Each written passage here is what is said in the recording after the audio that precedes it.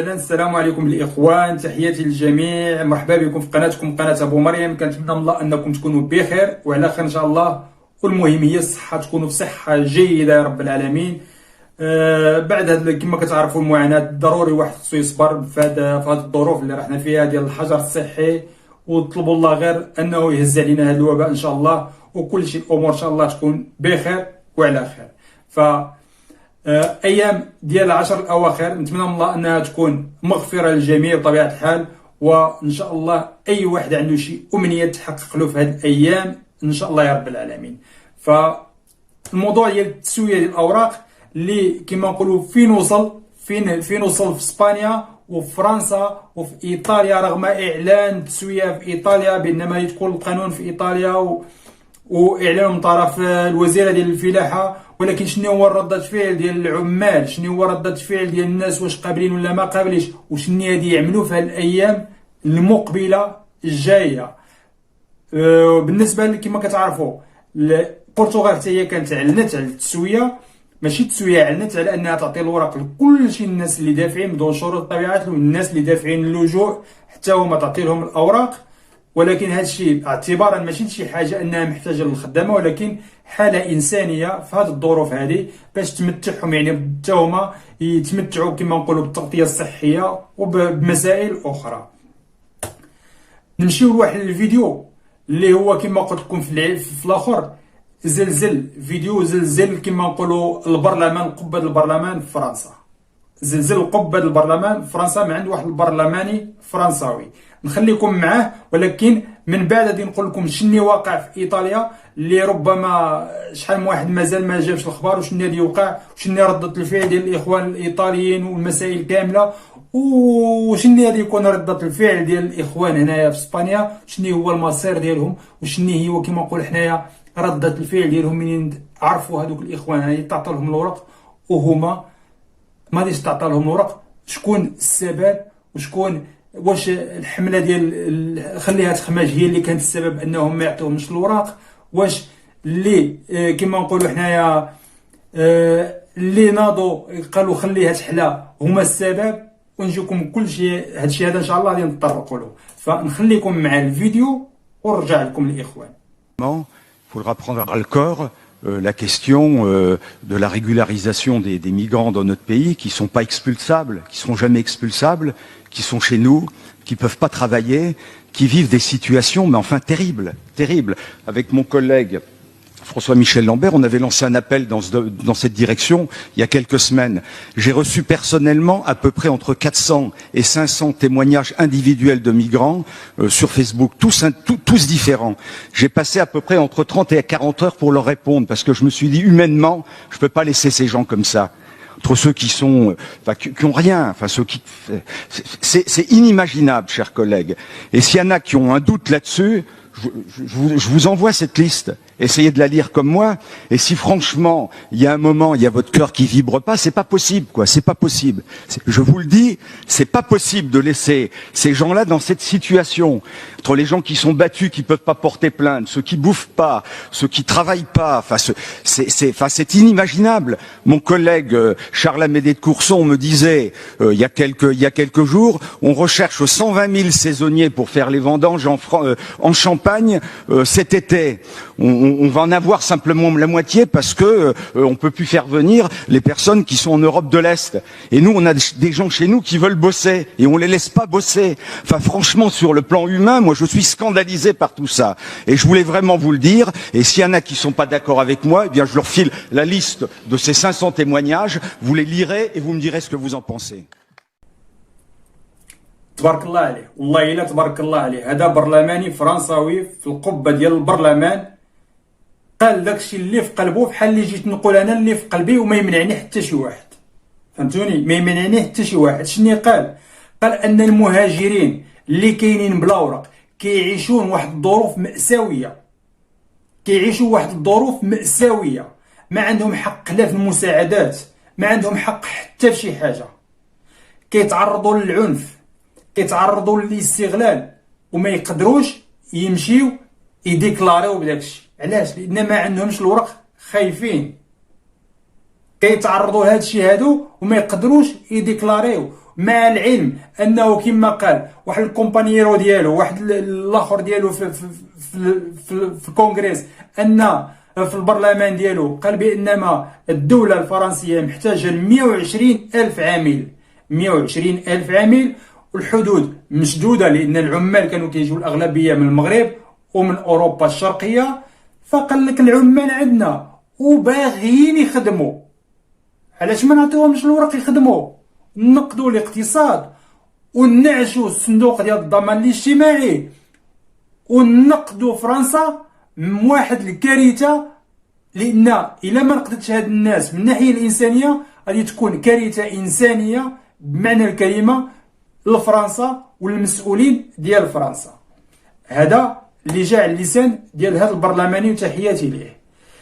اما بالنسبه كما كتشوفوا معنا ما يدور في ايطاليا، ما يدور في ايطاليا كما اعلنوا على القانون ديال التسويه واللي حاربت من اجله، يعني القائده الكبيره ديال وزاره الفلاحه حاربت واحد الحرب كبير باش توصل باش تخرج هذا القانون هذا كما نقولوا الولاده ديالو. شنو اللي يعملوا؟ واش الناس اللي واش هادشي هذا القوانين اللي جاوا ولا كما نقول البنود اللي جاوا في هذا القانون هذا واش لصالح جميع العمال اللي يديو الورقات ديالهم؟ لا، كاين بعض الناس اللي ما داش يقدروا يديو الورقات ديالهم. شنو يعمل واحد كما نقولوا ناشط حقوقي ورئيس ماشي رئيس، يعني كاين في واحد النقابه معروفه في ايطاليا، واحد السنغالي خرج في واحد كما نقولوا حنا واحد الاعلان في فيسبوك، وعمل واحد الفيديو وقال لهم حتى هو خليوها هاد خماج، قال لهم نهار 21 في شهر ماي حتى واحد ما يخدم، نهار 21 في شهر ماي حتى واحد ما يخدم، للناس اللي عندهم الورق ولا الناس اللي ما عندهمش الورق، يكون تضامن لا كريم ولا مامادو ولا هينيدو، كلشي يجلس في دارو باش الا بغيتو ان الامور كلشي يدي الوراق. هادشي اللي قال لهم هذا الناشط حقوقي. نخليكم مع الفيديو ديالو باش يعيد شي كلمات وديك الساعه نرجعوا.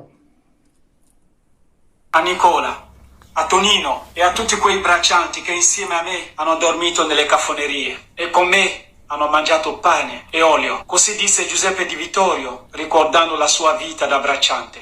Da bracciante io ho conosciuto cosa vuol dire spaccarsi la schiena per più di 12 ore per un salario misero ed irrisorio di soli 20 euro al giorno. Da bracciante io ho conosciuto l'amarezza dello sfruttamento. Da bracciante io ho conosciuto la solitudine della disperazione. Io sono nato attivista e sono cresciuto sindacalista. Da attivista sindacale ho promesso alle mie sofferenze, ho promesso alle sofferenze di Zambaré, di Alfa, di Mario, di Giovanna, di Saggio, di Karim, di Fanny e a tutti quei braccianti che avremo lottato fino all'ultimo per liberarci dalle catene dello sfruttamento.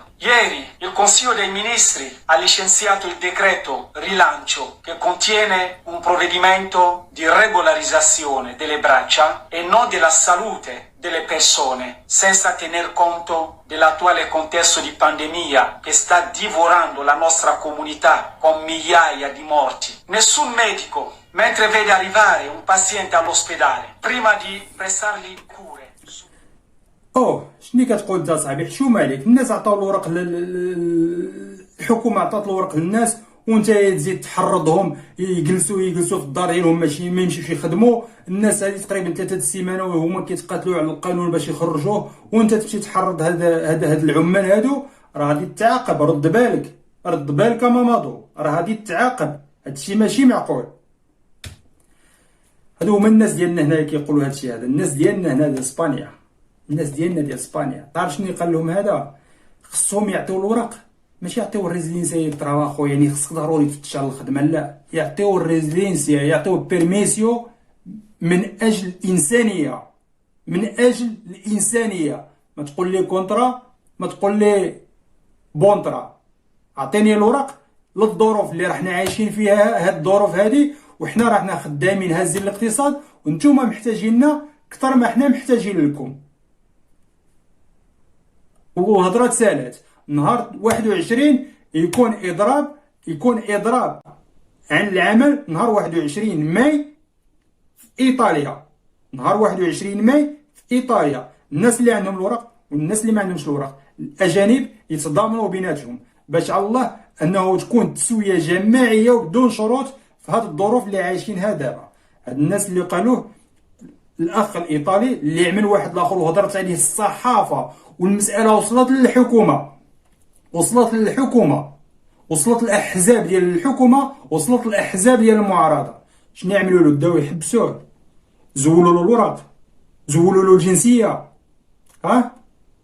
ولا علاش حنا الخوف؟ اولا علاش حنا كنبغيو ملي كيكون واحد ضروري نعملوا واحد الحاجه ضد واحد الناس؟ ما كيهمناش الامور د خوتنا. حنا منين كنوضوا نهضروا على خوتنا بحال اللي نهضرنا على خوتنا العالقين على برا، عينا ما نهضروا. علاش؟ باش نعملوا مشاهدات، باش نعملوا فيديوهات ونعملوا مشاهدات؟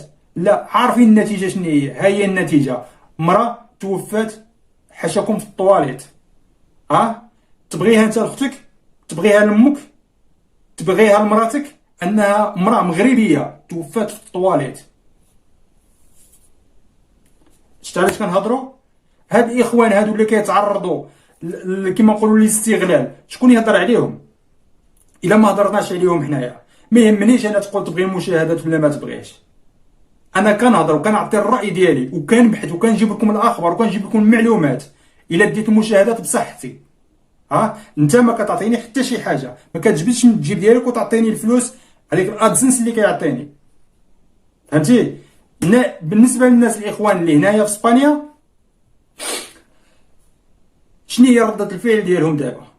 كيشوفوا الناس كتتحرك في فرنسا، كيشوفوا الناس كتتحرك في ايطاليا، النقابات كيتحركوا، العمال متضامنين مع بعضياتهم، غادي يوقفوا نهار 21. علاش يوقفوا؟ المصلحه ديالهم كاملين.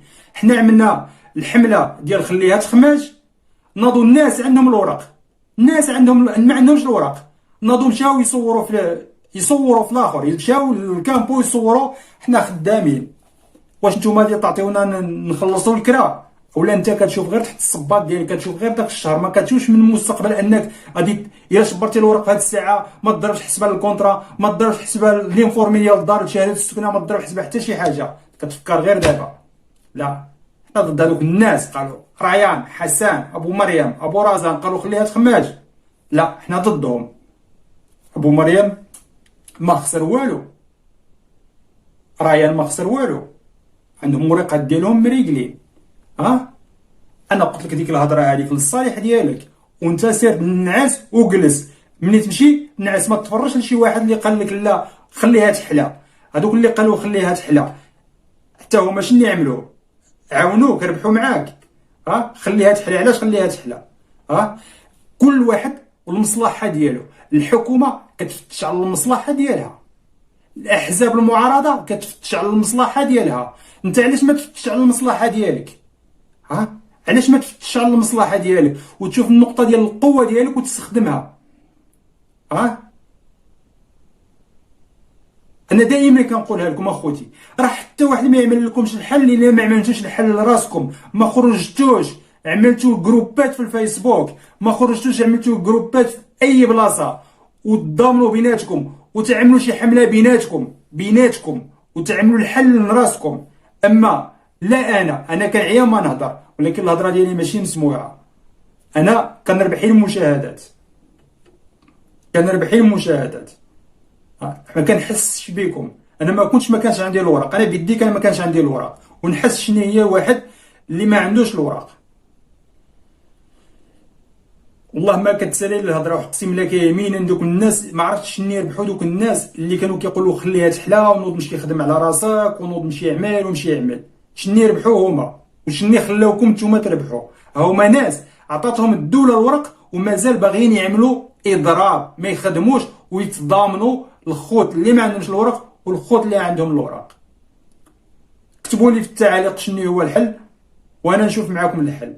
تحياتي لكم والسلام عليكم.